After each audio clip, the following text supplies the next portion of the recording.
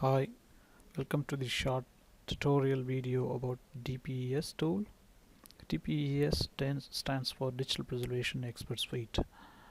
This tutorial video will have a two-part. First part will give you few PowerPoint slides explaining about the DPES tool design and its architecture. Then the second part will go through the DPES tool, demoing the features and how to use the tools to perform digital preservation of a specific business process. Let's start this PowerPoint presentation to get some introduction and background about the DPES tool. DPES itself set of tools developed as part of WP6 task.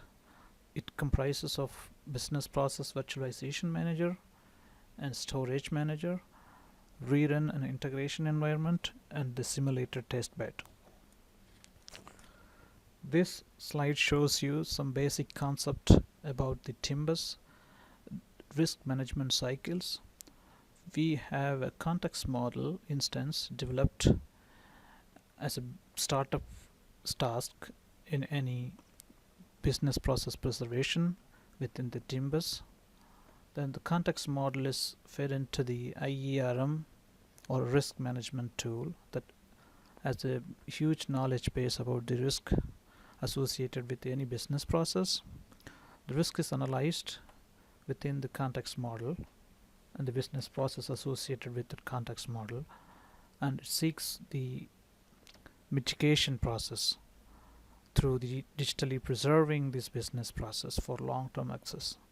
In order to do that, the risk management tool approaches the DPES asking for digital preservation as a solution.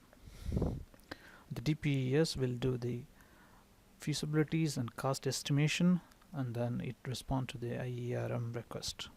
IERM stands for Intelligent Enterprise Risk Management Tool. This slide shows you a basic architecture diagram about the DPES. DPES deployed into the server here and is connected to the various other services within DPES, such as the risk management tool, context models, etc. And the DPES also connected through the web-based object storage. In this case, it's a S3 Amazon Cloud Storage device. We are using a S3 SDK to implement their API to integrate with the DPES applications. In order to redeploy the business process, we have a virtualization environment. We have adopted Proxmox open source kernel-based virtual machines, KVM, and which is also deployed on the testbed. The DPES integrated by implementing their RESTful APIs.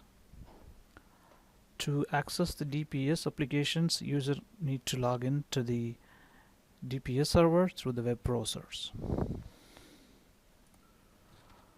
This slide shows some internal components about the DPES application itself. So DPES divided into three main layers by design.